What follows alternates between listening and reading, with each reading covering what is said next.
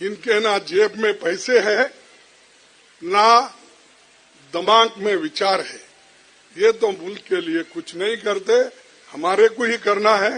वो जल्द वक्त आ रहा है, हम जरूर करके दिखाएंगे।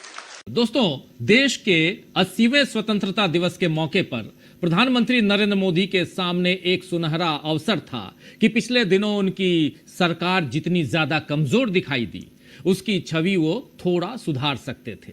लेकिन मोदी ने इस मौके को अपने हाथों से गंवा दिया है। पता नहीं इस समय उनका भाषण कौन लिख रहा है, जिसे समाज की नब्ज पकड़ना ही नहीं आता। इस समय देश का युवा अपने गुस्से को शांत करने के लिए सवालों के जवाब चाहता है, लेकिन बदले में उसे मिला दिमागी नक्सल जैसा शब्द। जी हां, दिमागी नक्सल। यही कहा है नरेंद्र मोदी ने।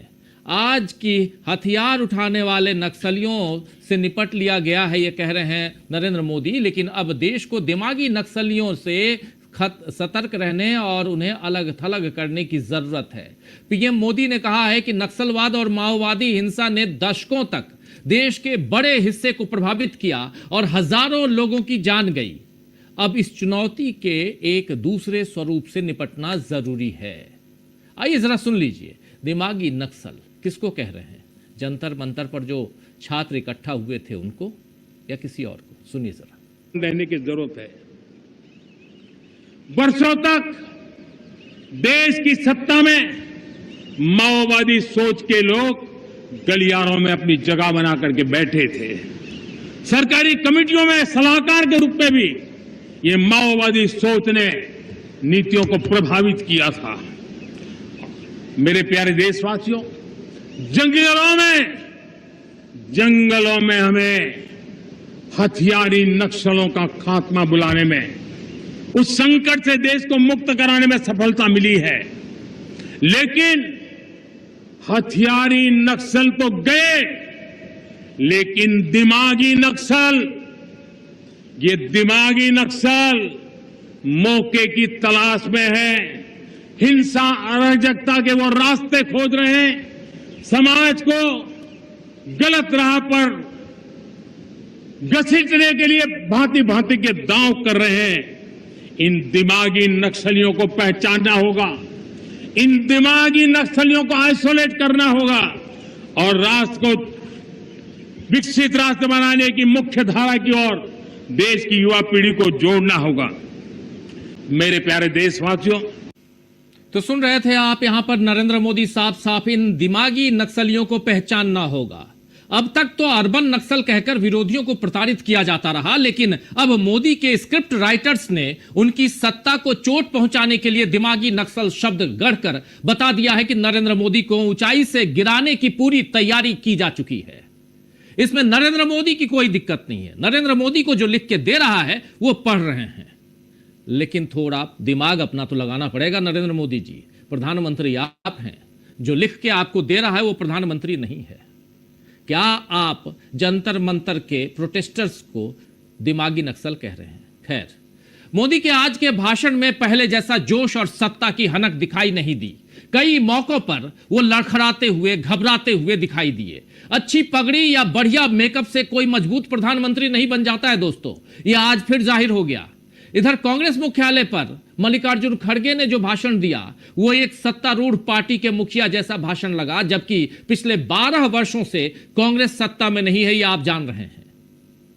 मल्लिकार्जुन खड़गे ने देखिए क्या कहा है, सुनिए जरा। प्रधानमंत्री जी का सवालों का जवाब न देना पार्लियामेंट में, क्या ये लोकतंत्र का तरीका है? हमने क्या उठाया?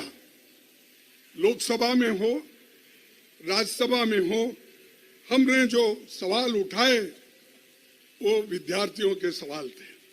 उनके ऊपर जो अन्याय हुआ, उनके ऊपर जो अत्याचार हुआ, उनको जो मारा गया, पीटा गया, उसके सवाल थे। उन सवालों का जवाब हमारे ये लोग साहब मांग रहे थे, हम भी मांग रहे थे, लेकिन उस भय से वो भाग रहे थे। वो अंदर ही नहीं आ सके, ना होम मिनिस्टर अंदर आ सके, ना प्राइम मिनिस्टर अंदर आके अपने कमरे में छुप के बैठकर सुन रहे थे। मुझे बहुत ताज्जुब हुआ जब होम मिनिस्टर ने एक बयान दिया बाहर। क्या बयान दिया? उन्हें क्या, मैं तो चुप अपने रूम में बैठ के सुन रहा था, हाउस चल रही नहीं थी, उसीलिए मैं अंदर आ नहीं सका। मैं पूछता हूं मेरे दोस्त, अगर तुम पार्लियामेंट में आते, क्या तुम्हारा उम्र कम होने वाली थी? क्या तुम्हारी पार्टी घटने वाली थी? अरे रूम में बैठ के सुनते हैं। जनता ने तो तुमको गवर्नमेंट करने के लिए, गवर्नेंस करने के लिए भेजा है, रूम में बैठने के लिए नहीं। तो ये मेरे को भाषण करने का अवसर नहीं मिला। अवसर कैसा मिलता? घर में बैठ के, रूम में बैठ के। आओ पार्लियामेंट में आकर अपने विचार को रखो, हम भी उसका मुकाबला करेंगे। लेकिन हमेशा ये झूठ बोलने की उनको आदत है। ये एक झूठ उन्होंने बोला। तो सुना आपने, यहां पर मल्लिकार्जुन खड़गे ने सीधा सीधा एक्सपोज किया है नरेंद्र मोदी को, उनकी सरकार को, उनके साथियों को। कांग्रेस को पता है कि किस तरह देश चलाया जाता है और लोगों की उम्मीदों को समझकर उस हिसाब से काम कैसे किया जाता है। मल्लिकार्जुन खड़गे ने आज कांग्रेस की सत्ता का पूरा हिसाब देश के सामने रख दिया कि कब, जब जब जो प्राइम मिनिस्टर आए, उन्होंने इस देश के लिए क्या क्या किया, यह सब कुछ उन्होंने रखा। वहीं मोदी के पास घिसे पिटे जुमलों के अलावा कुछ और नहीं था। खड़गे ने अपने भाषण में जमकर नरेंद्र मोदी को घेरा। सदन में नहीं आते हैं, अभी आपने सुन लिया। सवालों का जवाब नहीं देते हैं, सुन लिया। जनता का विश्वास कैसे हासिल करेंगे, ये भी आपने सुन लिया। आइए जरा एक और बाइट सुनिए। चुनाव आयोग, न्यायपालिका, विश्वविद्यालय, जांच एजेंसियां और मीडिया सरकार के हस्तक्षेप की चपेट में है। इसीलिए जनता का विश्वास डगमगाया है।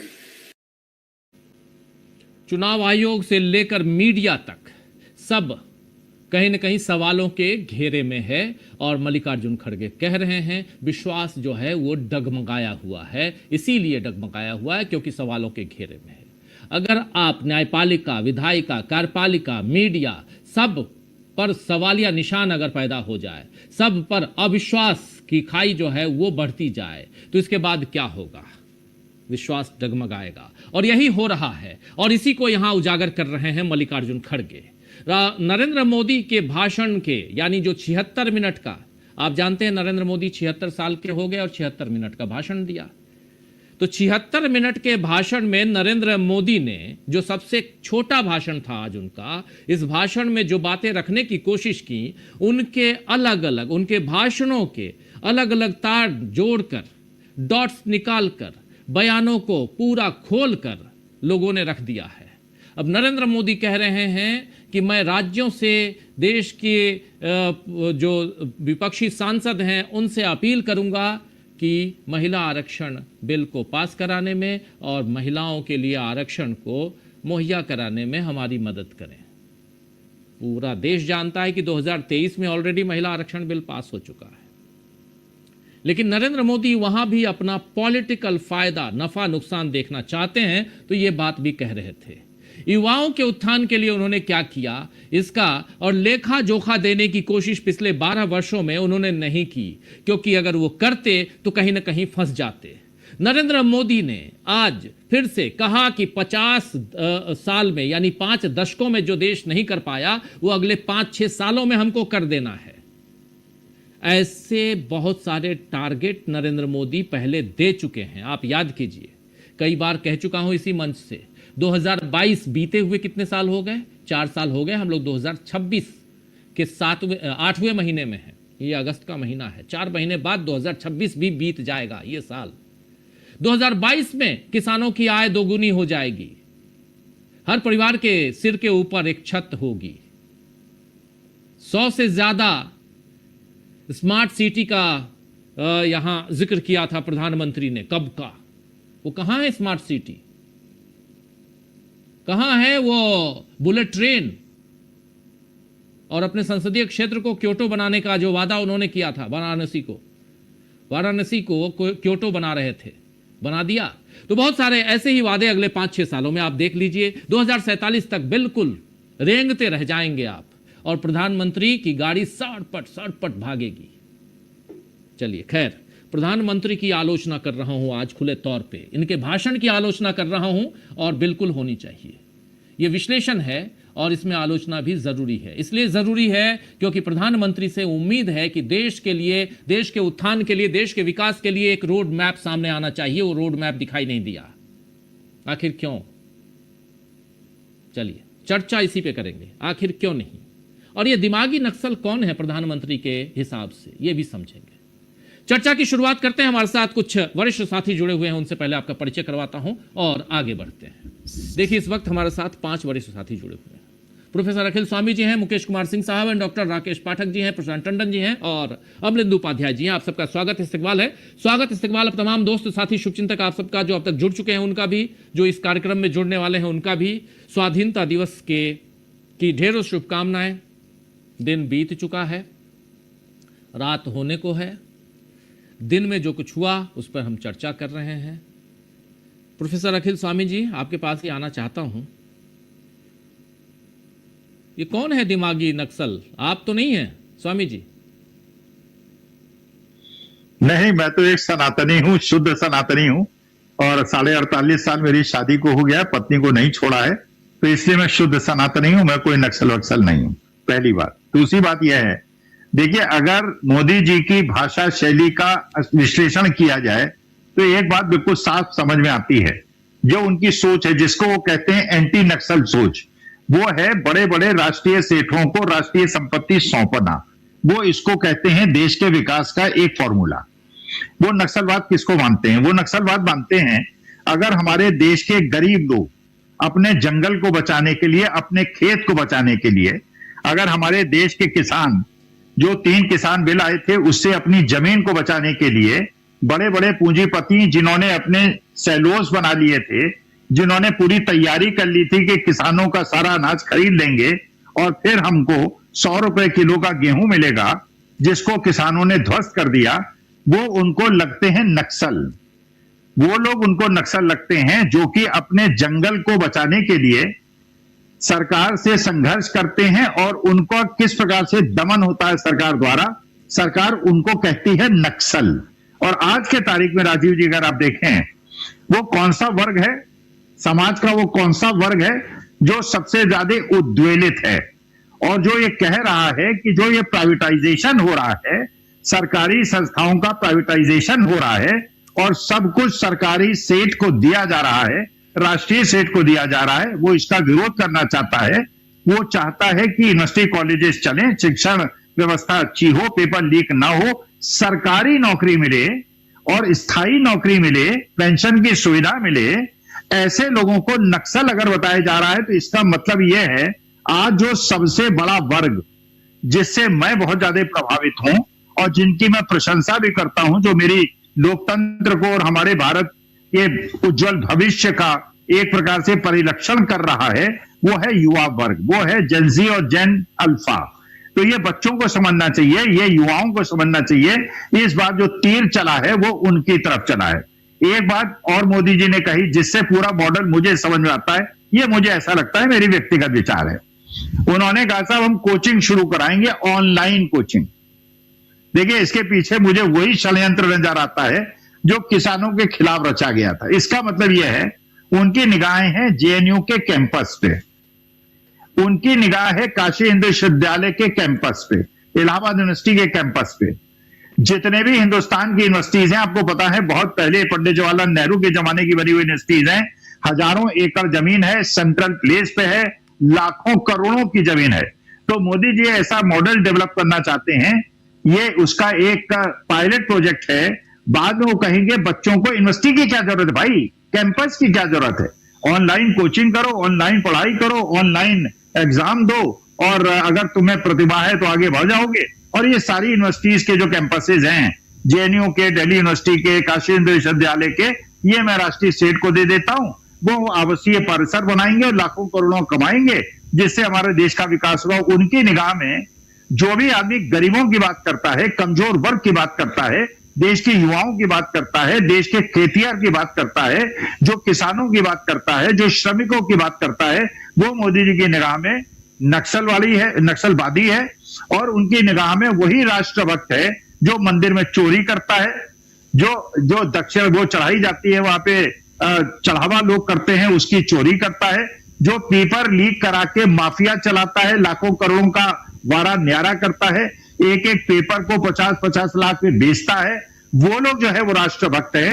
और जो पेपर लीक का और चंदा चोरी का विरोध करता है वो माननीय मोदी जी की निगाह में नक्सली हैं। और ये बात आज उन्होंने सिद्ध कर दी कि उनके निगाह में नक्सली कौन है, जो कि गरीबों की बात करता है, जो कमजोरों की बात करता है, जो मजलूमों की बात करता है। तो मुझे लगता है ये मोदी जी ने बिल्कुल स्पष्ट कर दिया। और उनका जो तीर था, जो उनका वार था, वो जेनजी की तरफ था, जेन अल्फा की तरफ था। ये आशा है मेरे बुद्धिमान युवा वर्ग के लोग ये समझ गए होंगे। अगर वो सतर्क नहीं रहे किसानों की तरह तो उनकी भी यूनिवर्सिटीज राष्ट्रीय सेठ के पास जाएंगी और उसके बाद केवल ऑनलाइन कोचिंग होगी, ऑनलाइन ट्रेनिंग होगी, किसी कैंपस की आवश्यकता नहीं होगी। जी जरा डॉक्टर साहब, डॉक्टर राकेश पाठक जी, जरा आपसे भी समझूं कि ये दिमागी नक्सल आपके हिसाब से कौन दिखाई देते हैं आपको? कौन है ये दिमागी नक्सल? फिलहाल 6 लोग तो मुझे स्क्रीन पर ही दिखाई दे रहे हैं। हर वो व्यक्ति प्रधानमंत्री नरेंद्र मोदी की नजर में अर्बन कलम से होते हुए अब दिमाग तक दिमाग तक आ गया। हर वो व्यक्ति जो सत्ता से सवाल करे, हर वो व्यक्ति जिसका अपना स्वतंत्र विचार हो, उसके पास अपनी सहमति असहमति हो, ऐसा हर नागरिक प्रधानमंत्री नरेंद्र मोदी की नजर में दिमागी नक्सल है। वैसे तो ये बहुत दुर्भाग्यपूर्ण बात है कि देश का मुखिया अपने ही देश के नागरिकों को, उन नागरिकों में से बड़ी आबादी को, पता नहीं उन्होंने किसे चिन्हित किया है, उन्हें दिमागी नक्सल कहकर एक तरह से अपशब्दों का प्रयोग कर रहे हैं। दूसरी बात यह है कि पिछले 12 सालों से आप सत्ता में हैं, इसके बावजूद अगर भारत में, इस देश में दिमागी नक्सल हैं, देश में अराजकता पैदा करना चाहते हैं, हिंसा करना चाहते हैं, तो आपकी सरकार, आपका गृह मंत्रालय, आपकी इंटेलिजेंस एजेंसियां क्या कर रहे हैं? नंबर 3, क्या प्रधानमंत्री ने अपने इस भाषण से पहले किसी जांच पड़ताल के जरिए ये शिनाख्त कर ली थी कि देश में कौन लोग हैं और कितने लोग हैं जिन्हें दिमागी नक्सल कहा जा सकता है? नंबर 4, उन्होंने कहा इन्हें आइसोलेट करना है, इन्हें पहचानना जरूरी है। तो पहले तो वे बता दें कि उन्होंने कैसे पहचान की है, किन की है। फिर आइसोलेट करने का तरीका क्या होगा राजीव जी? यानी क्या करेंगे? उनको देश निकाला देंगे, कंसंट्रेशन कैंपों में भेजेंगे, यातना शिविरों में भेजे जाएंगे, जंगलों में छोड़ दिए जाएंगे, हिमालय में कहीं बर्फीली चोटी पर पहुंचा दिए जाएंगे कि आइसोलेट करना है इनको?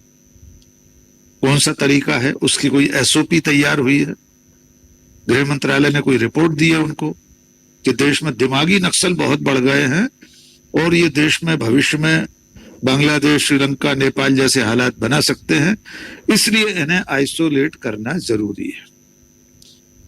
बिना इन प्रश्नों के उत्तर तलाशे प्रधानमंत्री नरेंद्र मोदी का ये जुमला न केवल देश के लोगों का अपमान है, बल्कि लोकतंत्र और संविधान के विरुद्ध है। अब थोड़ा सा अनुमान लगाने की कोशिश करते हैं कि आखिर उनके दिमाग में कौन लोग रहे होंगे। डीवी लाइव देखते होंगे तो आप भी होंगे और हम सब भी होंगे उनके दिमाग में। उन्होंने जंतर मंतर का आंदोलन तो देखा ही है, उससे सहा है, उसके चलते आधी आधी रात को रील बनाई है। हो सकता है उनके दिलो दिमाग में देश की ये आबादी हो, युवा आबादी, इससे वे दिमागी नक्सल कह रहे हो कि वे तो सब पढ़े लिखे लोग थे। उन्होंने कम से कम वो भगवा झंडा लेकर कांवड़ निकालते हुए लोगों के साथ मारपीट करने वाले या रामनवमी के जुलूस में मस्जिदों, मजारों के सामने तांडव करने वाले तो नहीं रहे होंगे। उन्होंने तो वे दिमागी नक्सल इसलिए भी नहीं कह सकते कि वहां पहला प्रश्न पैदा हो जाएगा कि अगर दिमाग होता तो दूसरे धर्म स्थलों पर जाकर तांडव ही क्यों करते? अब बड़ा सवाल यह है कि ये सब नरेंद्र मोदी कह क्यों रहे हैं? इसके पीछे असल में मंशा क्या है? देखिए, मंशा बिल्कुल स्पष्ट है कि आने वाले दिनों में उन्होंने एजेंसियों को, अपनी पुलिस को, प्रशासन को, अपनी ट्रोल आर्मी को, अपने हरावल दस्ते को इशारा कर दिया है कि अब भविष्य का T1 कौन है, 15 अगस्त 2026 के बाद टारगेट नंबर 1 कौन है। अब ढूंढ ढूंढ कर पढ़े लिखे लोगों को दिमागी नक्सल कहकर ट्रोल किया जाएगा, पुलिसिया कार्रवाई होंगी, किसी भी बात को, किसी भी भाषण को, हमारी आपकी इस डिबेट को भी अर्बन नक्सल की कार्रवाई माना जा सकता है, दिमागी नक्सल की गतिविधि माना जा सकता है। तो अब आप देश को इस बात के लिए कमर कस लेना चाहिए कि अब इस देश की जो बौद्धिक जमात है वो अब नरेंद्र मोदी और उनकी सरकार के निशाने पर है। लेकिन उनको इतना आगाह करना जरूरी है कि अब तक वे जो गलतियां करते आए उसमें एक बहुत बड़ी गलती चंद रोज पहले कर चुके हैं, युवाओं के साथ उपेक्षापूर्ण व्यवहार करके, उस पर पैलेट गन चलाकर, उस पर टीयर गैस चलाकर, कीलों वाली लाठी चलाकर। अब अगर वे भूले से भी ये दूसरी गलती करने जा रहे हैं तो ये शायद नरेंद्र मोदी की सत्ता के ताबूत में आखिरी कील साबित हो सकती है। अंतिम बात यह है कि क्या नरेंद्र मोदी चाहते हैं कि इस देश की पूरी आबादी, युवा आबादी खास तौर से, बिना दिमाग की हो, लोग बुद्धिहीन हो, लोग तर्कहीन हो, लोगों के पास अपना विवेक ना हो? वे क्या चाहते हैं? और जो प्रोफेसर अखिल स्वामी जी ने कहा कि उनका लक्ष्य इसी तरह से शिक्षा को मिटाने का है, क्योंकि लोग शिक्षित होंगे, साक्षर होंगे तो जागरूक होंगे, जागरूक होंगे तो सवाल करेंगे, सवाल करेंगे तो सरकार को असुविधा होगी। इसलिए आज लाल किले की प्राचीर से नरेंद्र मोदी ने अपने पूरे प्रधानमंत्रित्व के कार्यकाल का सबसे स्तरहीन भाषण दिया है। हाँ, एक शुभ संकेत उसमें इतना ये जरूर हुआ है आज कि न तो कांग्रेस को गालियां दी, न नेहरू को कोसा, न पाकिस्तान शब्द का प्रयोग किया, न मुसलमान, न पाक अधिकृत कश्मीर। हाँ, नेहरू का नाम एक बार लिया है, एक रॉ में कई लोगों के नाम लिए, उसमें पंडित नेहरू का नाम भी लेना पड़ गया कि उनके सपने का भारत बनाना है। आज के भाषण की इतनी ही उपलब्धि है, लेकिन ये बहुत चिंताजनक बात है कि देश का प्रधानमंत्री दिमागी नक्सल जैसे जुमले का इस्तेमाल करे।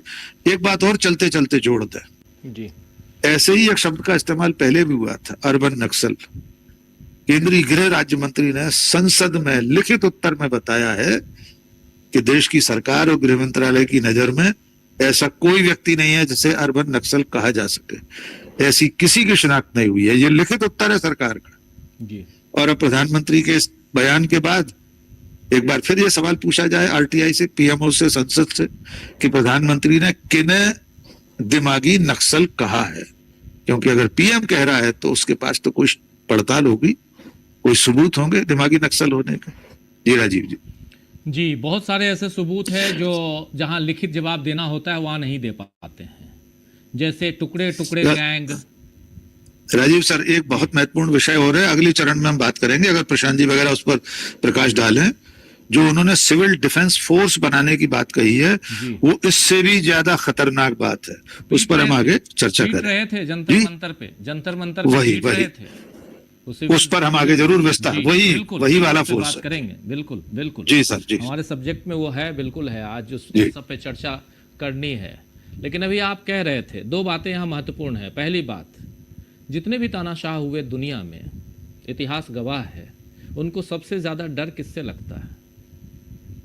पढ़े लिखे लोगों से, पढ़े लिखे लोगों से, लिटरेट जो हैं उनको आप अर्बन बोलिए, दिमागी बोलिए, कुछ और बोलिए, उसके साथ नक्सल जोड़ लीजिए, कुछ और कर लीजिए, डर तो लगता है। और ये डर है, और ये डर अच्छा है, अच्छा राजीव जी, ब्रिटिश हुकूमत को उखाड़ फेंकने में, इस देश की आजादी की लड़ाई में अगुवाई करने वाले लोग सारे दिमागी नक्सल थे, सब पढ़े लिखे लोग थे, हाईली क्वालिफाइड, महात्मा गांधी से लेकर इनके अपने प्रोफेसर श्यामा प्रसाद मुखर्जी तक, यद्यपि उनका स्वतंत्रता संग्राम में कोई योगदान नहीं था, तो हर देश में जो बौद्धिक संपदा होती है, उस देश की जो बुद्धिजीवी पीढ़ी होती है, वो अगुवाई करती है परिवर्तन की। जी, उसी से डरे हुए हैं, डर अच्छा है।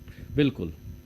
चलिए, लेकिन हाँ, जब भी भाषण देते हैं नरेंद्र मोदी, जब भी दिए पिछले 12 साल में, पंडित नेहरू को याद किया तो कैसे याद किया, आप लोगों ने देखा है। आज अचानक क्यों पंडित नेहरू का नाम ले बैठे? आप लोगों ने नहीं सुना होगा तो एक 16 सेकंड की बाइट, मात्र 16 सेकंड सुन लीजिए। आप, मैं समझता हूं आप लोगों को झेलना पड़ता है, थोड़ा सा 16 सेकंड झेलिए, देखिए। हमें गुलामी की मानसिकता हर पल मिटाते ही रहना है। जिस भारत का सपना नेताजी सुभाष चंद्र बोस ने देखा था, बाबा साहब आंबेडकर ने देखा था, पंडित नेहरू ने देखा था, सरदार पटेल, भगत सिंह, सुखदेव राजगुरु ने, पंडित नेहरू ने देखा था, सपना देखा था। मुकेश जी जल्दी से, फिर प्रशांत जी आपके पास आता हूं। सपना देखा था पंडित नेहरू ने भी। अभी तक तो पंडित नेहरू ने देश को बर्बाद किया, यही कहते थे। आज पंडित नेहरू ने सपना देखा था, जिस भारत का सपना सुभाष चंद्र बोस ने देखा था। सबका नाम लिया। आप नजर आए मुकेश जी। मोदी जी, आप नहीं, मोदी जी की बात कर रहा हूं। हाँ, लड़खड़ाते हुए नहीं। मैं सबसे पहले तो भाई एक तरफ तो देश के लोगों को स्वतंत्रता दिवस की शुभकामनाएं दूं, बधाई दूं, जैसी भी स्वतंत्रता है हमारी। और दूसरी तरफ राजीव जी, आपको भी पता चला है कि आज आपका जन्मदिन है। आप दीर्घायु हों, स्वस्थ रहें। बहुत शुक्रिया, बहुत शुक्रिया। लेकिन इसके साथ साथ जो आप सवाल पूछ रहे हैं, उससे जरा सा मैं जुड़ी एक दो बातें और रखूंगा कि जैसे आपने शुरुआत में कहा कि प्रधानमंत्री का भाषण कौन लिखने वाला है। प्रधानमंत्री का भाषण कोई भी लिखे, प्रधानमंत्री अपने भाषण को खुद देखते हैं और जहां उनको जरूरत पड़ती है कि नहीं हमें ये नहीं, ये फलाना शब्द लाना है और इसलिए लाना है क्योंकि वो टॉक ऑफ द टाउन बने, तो उस पर चर्चा करें, बहस करें हैं। और साथ साथ जो हमारा आईटी सेल और हमारे जो लोग हैं, उन लोगों को जो है वो एक नया जुमला थमा दे जाए। ये उसके पीछे नैरेटिव होता है। नादानी में, नासमझी में कुछ नहीं बोलते। अलबत्ता प्रधानमंत्री नरेंद्र मोदी के ट्रैक रिकॉर्ड को देखते हुए ये जरूर कहा जा सकता है कि जो अभी आपने छोटी सी बात दिखाई, जिन्होंने उसमें जवाहरलाल नेहरू का जिक्र किया और उनके सपनों के भारत का जिक्र किया, शायद वो किसी प्रतिदिमागी नक्सल की उपज है, उस तरह का चिंतन है वो, वरना तो उनके मुंह से निकलना ही नहीं चाहिए था। 2014 से पहले तो इस देश में कभी कुछ अच्छा हुआ ही नहीं था, वगैरह वगैरह। खैर, तो एक तो ये पहलू है। और मुझे लगता है कि सबसे दुखद बात यह है कि इस देश में जिसके पास भी जरा सा दिमाग है, बच्चे से लेके और बुजुर्गों तक, हर व्यक्ति जानता है कि हमारे पास ये टॉप क्लास का लंतरानी करने वाला, फेंकने वाला प्रधानमंत्री, मौका कोई भी हो, वक्त कोई भी हो, उसकी अदा और अंदाज यही रहता है। इसके अलावा और कुछ नहीं। बाकी बातें जो प्रोफेसर साहब ने कही, आपने अपने इंट्रोडक्शन में कही, डॉक्टर पाठक ने कही, अन्य पैनलिस्ट भी बोलेंगे, कहेंगे। और ये जाहिर सी बात है कि भाई किसी को नहीं मालूम, प्रधानमंत्री के उस भाषण से किसी को नहीं मालूम कि हमें किसको जो है वो दिमागी नक्सल समझना चाहिए जी, और किसको जो है वो कैसे जो है उसको साइडलाइन करना चाहिए। हाँ, इतना जरूर है कि ये जो बात अभी छिड़ी, मैं भी उस पर बोल ही लेता हूँ, थोड़ी सी बात कह देता हूँ कि भाई ये जो सिविल डिफेंस फोर्स बनाने की बात है, ये तो ऑलरेडी बजरंग दल वाले और आरएसएस वाले जो है वो उस काम को प्रचंड तरीके से कर ही रहे हैं। कोई उनको रोकने टोकने बोलने वाला नहीं है। कानून की ताकत वाला कोई काम तो उसमें होता नहीं, कानून नियमानुसार चलने वाली कोई प्रक्रिया तो उसमें अपनाई जाती नहीं। तो वो सब चीजें तो ऑलरेडी एग्जिस्ट करती हैं। अब इनके पास कहने को कुछ नहीं है। सच पूछिए तो आज जो आपने या अभी तक की चर्चा में आया कि भाई ये 76 मिनट का छोटा सा भाषण, एक लाल किले के प्राचीर से, तो बुझे हुए लोग हैं। ऐसा लग रहा है जैसे कि अंगारा जो है वो बुझ गया हो, उस तरह का भाव आ रहा है यहाँ से। क्यों बुझ गया? वजह सिर्फ इतनी है कि देश की सबसे युवा आबादी ने इस पूरे के पूरे सत्ता तंत्र को झकझोर दिया है, पूरी तरीके से झकझोर दिया है। और ये स्थिति है कि आए दिन हम लोग सोशल मीडिया पे देख सकते हैं, आए दिन देश के यहाँ वहां जहां तहां से छोटे छोटे ऐसे वीडियो अपलोड हो रहे हैं। बहुत बड़ी संख्या में इनके मीम्स बनाए जा रहे हैं, इनकी करतूतों के, इनके बयानों के, इनकी हरकतों के, जो ये बता रहा है कि देश जो है शायद बुरी तरह से पछता रहा है कि उसने 1, 2 नहीं 3 बार इनको जो है वो देश की कमान थमा दी। कई बार बहुत बड़ी बड़ी गलतियां गलतफहमी में हो जाती हैं। शायद अब देश की बहुत बड़ी आबादी को इस बात का एहसास हो रहा है। हम लोग पत्रकार हैं, हम लोग शुरू से किसी की भी सत्ता रही हो, हम लोग उसके प्रति क्रिटिकल रहते हैं, एनालिटिकल रहते हैं। यही हमारी भूमिका होनी चाहिए समाज में। हम सब लोग उसी तरह के लोग, लेकिन उसके बियॉन्ड हम चाहें भी, ढूंढे भी कि हाँ भाई हम कोशिश करें, जरा नरेंद्र मोदी की तारीफ करते हैं। जरा सोचिए थोड़ी देर के लिए, हम लोगों को अगर ये काम दिया जाए कि चलो भाई, ज्यादा नहीं, सिर्फ 10 सेंटेंस बोलो कि साहब मोदी जी ने ये काम बहुत अच्छा कर दिया है। तो इनके पहले की सत्ता में देश में खराबियां थी, कमियां थी, उनको इन्होंने दुरुस्त कर दिया, बेहतर बना दिया। आपको ऐसी 10 चीजें मिल जाए तो मैं दावा करता हूं कोई बताए मुझे। ये स्थिति क्यों बनी? ये स्थिति सिर्फ इसलिए बनी कि समाज में इन लोगों को आज ये दिमागी नक्सल कह रहे हैं, ये वो शिक्षित वर्ग है जो बिल्कुल अपने आप को जिसने हाशिए पे पहुंचा दिया था। और उन्होंने बहुत सोचे समझे तरीके से, आपने भी जैसे अपने संबोधन में कहा, न्यायपालिका, कार्यपालिका और विधायिका, सबका बंटाधार करते हुए ये जो जिस ढंग से ये शासन चला रहे हैं, ये सब उसी की देन है, इसके अलावा और कुछ नहीं। वरना आज आप ठोस, मैं कहता हूं, देखिए, देश अगर संविधान से चलता है तो संविधान को चलाने के लिए रूल ऑफ लॉ का कंसेप्ट है। भाई हर चीज कानून से, उसकी बनाई हुई निर्धारित की हुई प्रक्रिया से चलना चाहिए, बिल्कुल ठीक। अब अगर कानून की प्रक्रिया को लागू करना है तो करेगा कौन? या तो कार्यपालिका, या विधायिका, या न्यायपालिका। और मीडिया का काम है उसको समय समय पे उसकी मदद करना, एनालाइज करना, क्रिटिकली एग्जामिन करना। ये सब सारे रास्ते आपने बंद कर दिए। अब आज की तारीख में ये, हालांकि ये बात सिर्फ नरेंद्र मोदी के शासनकाल में नहीं है, उसके पहले भी ये बीमारी थी। हमारे देश की अदालतों में जो इंसाफ मिलने की प्रक्रिया है, उसका जो तरीका है, उसमें जो लगने वाला वक्त है, जरा कल्पना कीजिए कि वो रूल ऑफ लॉ के किस फ्रेम में जाके फिट होता है। कहीं नहीं। इस देश में सिर्फ और सिर्फ एक काम अभी तक जो है वो समय से हो पाता है, और वो है चुनाव का हो जाना जी। बस। अगर कोई सीट वैकेंट हो जाए तो साहब 6 महीने के अंदर वहां बाई इलेक्शन हो जाते हैं। इसके अलावा आप इस देश में कोई काम समय पे होता हुआ नहीं पाएंगे, मेरा दावा है। हर चीज में आप, यानी ऐसे बहुत सारे एरियाज हैं जिन पे कि बहुत अच्छे ढंग से ध्यान देने की जरूरत थी। वहां इस तरह के रिफॉर्म्स किए जाने की जरूरत थी। इन्होंने जितने रिफॉर्म्स किए हैं, बहुत ताल ठोकते हैं ये रिफॉर्म्स किए, वो सब वो राष्ट्रीय सेठ और उसके जैसे चंद लोगों का फायदा पहुंचाने के लिए किए। कोई आप इनका लेजिस्लेशन उठा के देख लीजिए। यानी बहुत अच्छा मौका मिला इनको, लेकिन उस बहुत अच्छे मौके का, उस बहुत अच्छी राजनीतिक ताकत का इन्होंने इस्तेमाल किस रूप में किया कि ये इतिहास में एक खरीद फरोख्त, राजनीतिक दलों को खरीद फरोख्त, तोड़ने फोड़ने वाले नेता के रूप में जाने जाएंगे, चढ़ावा चोर के रूप में जाने जाएंगे। किस रूप में याद रखे जाएंगे डाउन द लाइन, 10 साल बाद, 15 साल बाद? ये इन्हीं सारी गतिविधियों के लिए याद रखे जाएंगे। और इसका इनको कोई जैसे पता है, कोई परवाह ही नहीं जी। कोई बात नहीं। आप अपने विरोधियों को, चाहे वो बच्चे हों, चाहे वो कोई और हो, हम लोग हों, और बड़े पॉलिटिकल लोग, आप अपने विरोधियों को, जो आपको क्रिटिकली एग्जामिन करता है, उसको आपने किस तरह के जुमले से नवाजा है? पाठक जी ने बहुत अच्छी बात बताई। पहले अर्बन नक्सल हुआ करता था, अब वो दिमागी नक्सल हो गया है। कल को कहोगे खुराफाती नक्सल है, न जाने क्या क्या कहोगे, कोई नए शब्द जुमले गढ़ लोगे। सिवाय जुमले गढ़ने की उपलब्धि के, नरेंद्र मोदी के भाषणों को, की उपलब्धियों को आप किसी और रूप में एनालाइज कर सकते हो तो बताएं जरा। करें एक दिन इसी पे शो करें कि देखें साहब, नरेंद्र मोदी ने ये बातें बड़ी अच्छी, धमाकेदार, बड़ी अच्छी कही हैं, इनका की वास्तविकता से ताल्लुक है। सिवाय अपने प्रशंसकों को मूर्ख बनाने के, धूर्त बनाने के। और दुर्भाग्य है इस देश का, यहाँ सबसे बड़े गैर दिमागी नक्सल वो लोग हैं जो तथाकथित रूप से पढ़े लिखे हैं, शिक्षित हैं, डिग्रियां उनके पास हैं, लेकिन उनकी नजरों पे पर्दा पड़ा हुआ, उनका एनालिटिकल ब्रेन खराब है। शिक्षा का असली मतलब है आपको क्रिटिकल एग्जामिनेशन की ताकत दे, आपको एम्पावर करे, आप सोचें क्या सही है, क्यों सही है, कितना सही है, कितना गलत है। उस सारे के सारे वर्क का आपने क्या किया? अपनी व्हाट्सएप यूनिवर्सिटी से उसका अपहरण कर लिया। रिप्लेसमेंट क्या दिया आपने?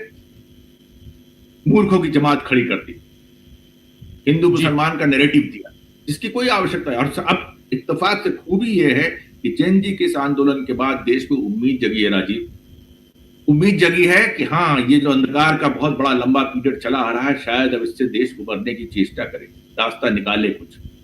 और ये उम्मीद का पैदा होना ही मैं समझता हूं कि ये सबसे बड़ी उपलब्धि है, और इसी से नरेंद्र मोदी को सबसे बड़ी मायूसी, सबसे बड़ा फ्रस्ट्रेशन यही है। आज वो फ्रस्ट्रेशन दिख रहा था। क्या प्रशांत जी, सुबह एक तरह से ये प्रोवोक करने की कोशिश है और आप कहीं ना कहीं गलतियां कर रहे हैं। और इस आज का भाषण जरा अमलेंदु जी, आपके आज के भाषण को जरा आपके ज़रिए भी समझें।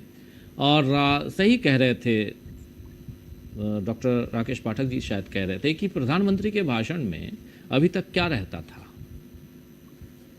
भारत पाकिस्तान संबंध और भी बहुत कुछ, हिंदू मुसलमान, कांग्रेस कितनी बार कह दिया, कांग्रेस कांग्रेस कांग्रेस कांग्रेस, हम लोग भी गिनती गिनते थे, ये सब कुछ खत्म था। आज ये सब नहीं था।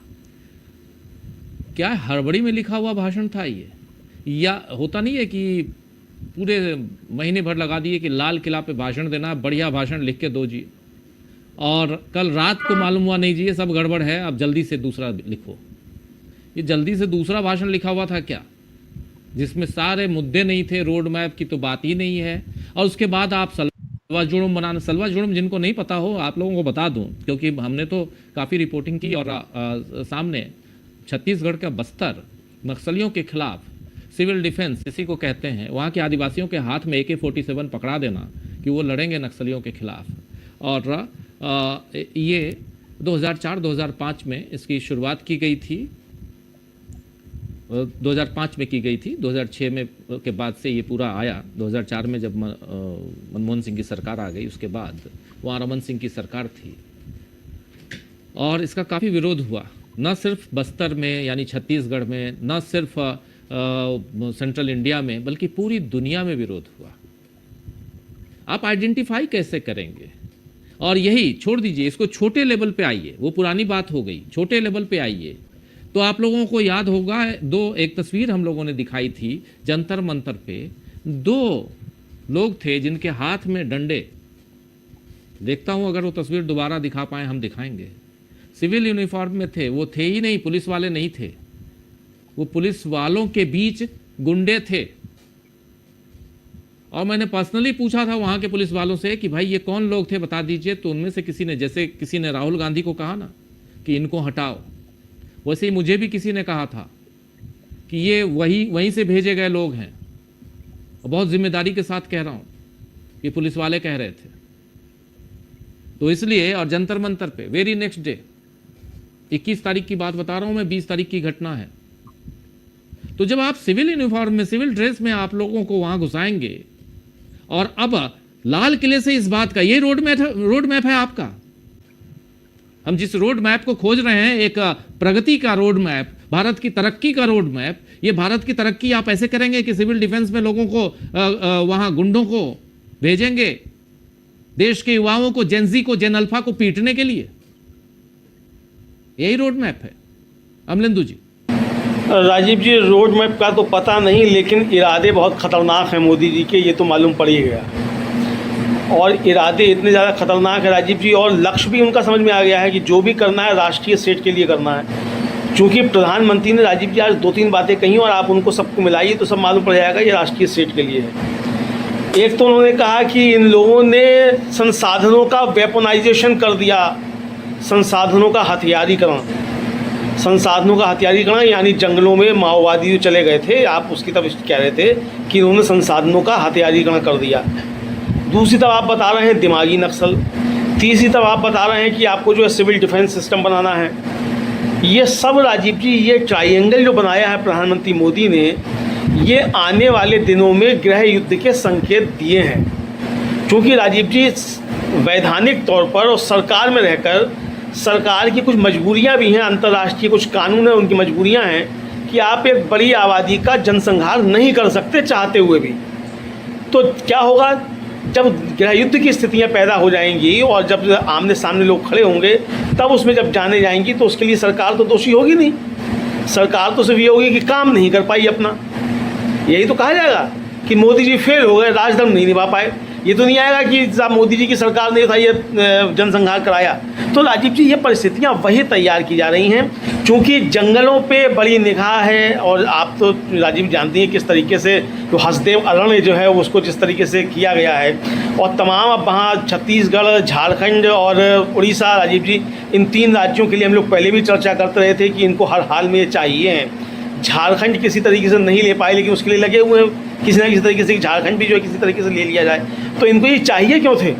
और राजीव जी इसके साथ साथ आज प्रधानमंत्री ने जो एक और बात कही, वो बात कही प्रधानमंत्री ने कि केरल से लेकर तमिलनाडु तक और तमिलनाडु से लेकर बंगाल तक जो समुद्री तट है वहाँ बहुत संभावनाएं हैं। तो वो भी राजीव जी सब राष्ट्रीय सेट के हवाले किए जा चुके हैं। अंडमान निकोबार को कैसे तबाह किया जाना है, लक्षद्वीप को कैसे तबाह किया जाना है, किस तरीके से केरल से लेकर और वो तमाम जो बंदरगाह हैं वो सब दिए जा रहे हैं राष्ट्रीय सेट को, ये भी सब सामने आ चुका है। तो यानी राजीव जी अब मोदी जी इसको अडानी राष्ट्र बनाने पर तुल गए हैं और इसकी घोषणा लाल किले की प्राचीर से कर रहे हैं और साथ में धमका भी रहे हैं कि जो भी इस अडानी राष्ट्र के बनने की राह में रोड़ा बनेगा उसको हम दिमागी नक्सल कहेंगे और जो हमारी सिविल डिफेंस फोर्स बनेगी वो इनको ठीक करेगी।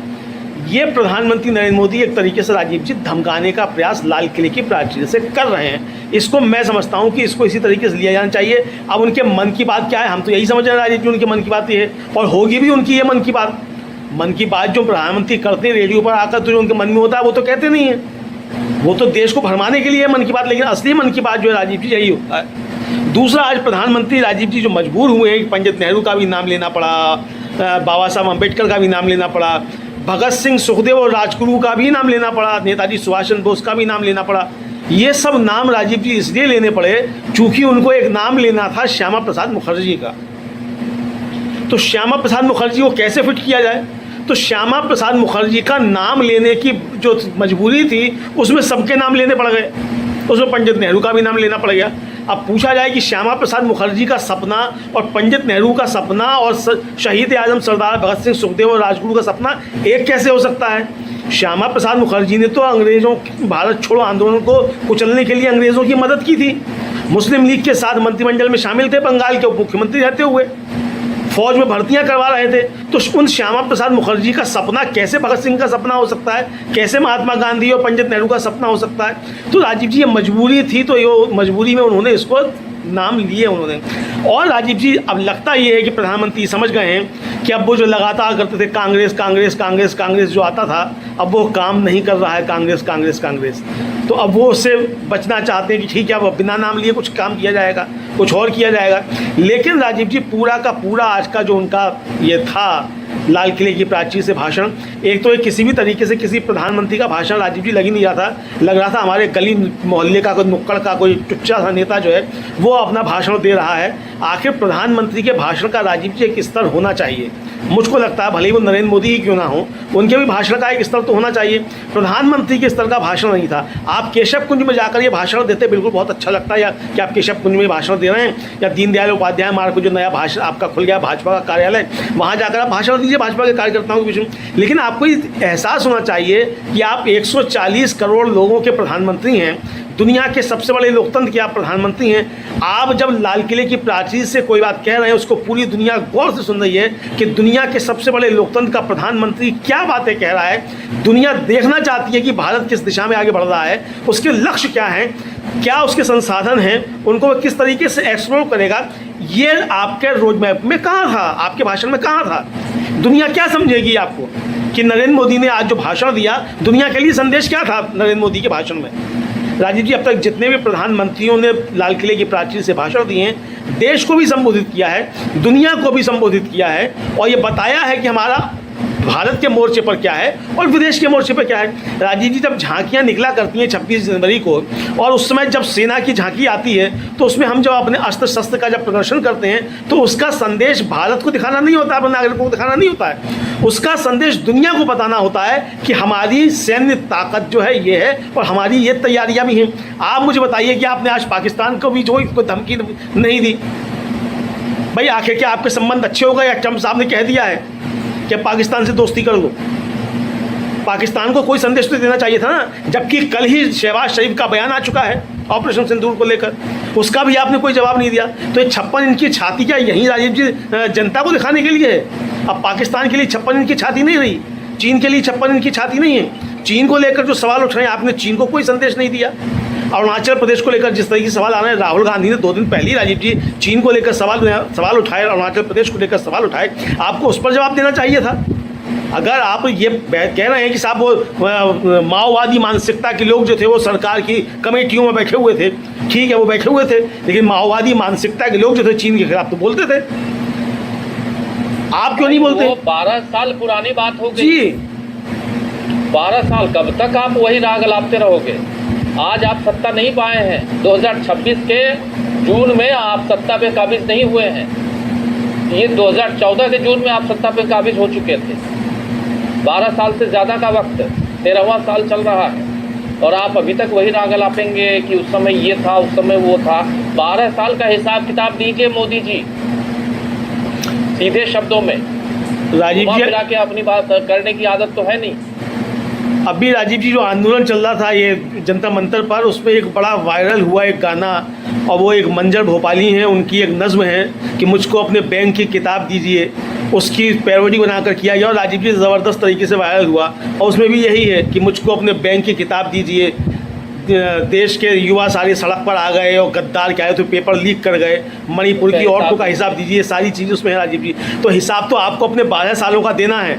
और राजीव जी उन्होंने तो कह दिया कि 90 सालों में कुछ नहीं हुआ, उन्होंने सब कुछ कर दिया है जो पिछले 12 सालों में, ये सब भी प्रधानमंत्री ने कह दिया। तो बहरहाल उनको कहने की छूट है, चूँकि प्रधानमंत्री हैं और लाल किले की प्राचीर मिल गई है बोलने के लिए, वो कुछ भी बोलकर जा सकते हैं, लेकिन हिसाब तो देना ही पड़ेगा राजीव जी। नहीं, हमको कोई हम 6 लोग यहाँ हैं और बहुत ही जिम्मेदारी के साथ इस कार्यक्रम को कर रहे हैं, इतने लोग देख रहे हैं और हमको छूट है क्या कि कुछ भी बोल दें? तो वो तो देश के प्रधानमंत्री हैं, उनको कहाँ से ये छूट, किसने दे दी छूट कि कुछ भी बोल दीजिए? आप संसद में जाते हैं, आपके गृह मंत्री अपशब्दों का इस्तेमाल करते हैं, किसने दे दी छूट? तो देश का लोकतंत्र है और भारत एक मजबूत लोकतंत्र वाला देश माना जाता रहा है, उसके लोकतंत्र को इतना कमजोर मत कीजिए। दिमागी नक्सल बोल रहे हैं और दूसरी तरफ आप कह रहे हैं कि हम डिफेंस सिस्टम को चेंज करेंगे, सिविल डिफेंस लेके आएंगे। आप दमन करना चाहते हैं? आप बता रहे हैं कि अब हमारा रास्ता जो होगा वो दूसरा होगा और उसकी झलकियां हमने दिखा दी जंतर मंतर पे, उसके बाद हमने ही कह दिया कि चलो हमने माफ किया रील बना के, यही होगा। ये क्या इसको नमूना माना जाए, एग्जाम्पल माना जाए प्रोफेसर अखिल स्वामी जी? अगर ये एग्जाम्पल है तो फिर ये डरावनी तस्वीर है भारत की। स्वामी जी, देखिए राजीव जी, मैं आपसे निवेदन करता हूं, अमलेंदु जी से निवेदन करता हूं, जरा मोदी जी की मनोव्यथा को, उनकी मानसिक स्थिति को समझने का प्रयास करें। जिस बड़ी परेशानी में आज की तारीख में वो घिरे हुए हैं, देश की 50% वो जनसंख्या, वो समाज का अंश जो हर घर में है, आज वो मोदी जी के खिलाफ है। और जितना इन्होंने लाखों करोड़ों रुपए खर्च करके एक प्रतिभा मंडल खड़ा किया था, उस गुब्बारे में उसने छेद कर दिया। वो करके देखिए, इस समय बहुत ज्यादा परेशान है मोदी जी। और जो राहुल गांधी ने कहा कि मोदी जी और अमित शाह साहब को रात को नींद नहीं आ रही, तो जिस आदमी को रात में नींद नहीं आ रही, आपने देखा आज के भाषण में देखा 4-5 बार वो इतनी बुरी तरह से लड़खड़ाई क्योंकि वहां टेलीप्रॉम्प्टर नहीं था। देखिए, जब आदमी मानसिक रूप से बहुत ज्यादा व्यग्र होता है, बहुत ज्यादा परेशान होता है, आपने देखा स्वामी रामदेव ने किस प्रकार का स्टेटमेंट दिया है। स्वामी रामदेव जैसा व्यक्ति अगर ये स्टेटमेंट दे रहा है, एक इंडिकेशन दे रहा है कि मौसम बदल गया है, हवा बदल गई है, और जो राहुल गांधी ने कहा था कि भूतकाल भविष्य से लड़ाई नहीं कर सकता, जो इस बात को नहीं समझ रहा है, और ये बिल्कुल सही बात है जो अमलेंदु ने कही, वास्तविकता में ये गृह युद्ध की तैयारी कर रहे हैं। जो इनके राष्ट्रीय अध्यक्ष ने कहा था कि हमारे लोग आपसे निपट सकते हैं, अब ये जेन जी से और जेन अल्फा से निपटने के लिए एक फोर्स तैयार कर रहे हैं, लेकिन ये नहीं समझ रहे हैं। ये जो छोटे छोटे बच्चे हैं, ये इतने शक्तिशाली हैं, इनके अंदर इतनी एनर्जी है, इतनी ज्यादा एनर्जी है, इस एनर्जी का मुकाबला किसी के हाथ में नहीं है, और ये गलतफहमी में पड़ रहे हैं। और आज जो ये भाषण दिया है, एक प्रकार का इन्होंने संकेत दिया है कि मैं तो अपनी दक्षिणपंथी राजनीति में आगे बढ़ूंगा, और ये सारे जो एस्टेब्लिशमेंट्स हैं ये राष्ट्रीय सेठ को दूंगा। और ये जो बच्चे हैं जो हमारे खिलाफ खड़े हुए हैं, लेकिन अब देखिए कितनी आगे चीजें बढ़ चुकी हैं। आशुतोष रंगताज अलवर के एक स्कूल में गए, वहां जाके हड़ताल में बैठ गए, वहां देखा किस प्रकार से जो खिड़कियां हैं और शीशे टूटे हुए हैं वहां पे भारतीय जनता पार्टी के बैनर्स लगा के हवा को रोका गया है। किस प्रकार से दीवारें टूटी हुई हैं, स्कूल की दीवारें टूट रही हैं, गिर रही हैं, इतनी गंदी स्थिति में है। चलिए हर स्कूल के अंदर, हर कॉलेज के अंदर इस प्रकार के आंदोलन खड़े हो रहे हैं, इसका मुकाबला कैसे करेंगे, जरा इस पे ध्यान दीजिए। ये मत बताइए आगे क्या करेंगे, क्या आपने 12 साल में किया है इसका रिपोर्ट कार्ड दीजिए। आपके पिछले 12 साल के रिपोर्ट कार्ड को देख के आपको अगली कक्षा में प्रवेश दिया जाए, प्रमोशन दिया जाए ना दिया जाए, ये अखिल स्वामी प्रोफेसर चाहता है। 12 साल में ये अध्यापक देख रहा आपकी कोरी कॉपी है, आपने कुछ नहीं लिखा है, कुछ नहीं करा है, एक जुमलेबाजी देते हैं, अगली बार ये कर दूंगा, अगली बार ये कर दूंगा, 2047 फिर 2147 कर देंगे। लेकिन माफ कीजिएगा मोदी जी, ये जेन जी और जेन अल्फा आपको 2027 में भी उत्तर प्रदेश से निपटा देगा और 2029 में भी पार्लियामेंट से निपटा देगा। उसके बाद सोचिएगा लीडर ऑपोजिशन कौन बनेगा, आज से सोचना शुरू कर दीजिए, क्योंकि वाराणसी के अंदर मोदी जी अगर आप लड़ेंगे आपकी जमानत जब्त हो जाएगी। ये मैं काशी का रहने वाला आपको बता रहा, एक मित्र भाव से बता रहा हूं। जी राम, बहुत बहुत शुक्रिया प्रशांत जी, बहुत शुक्रिया डॉक्टर राकेश पाठक जी, बहुत बहुत शुक्रिया अमलेंदु जी, मुकेश जी और साथ में जुड़े थे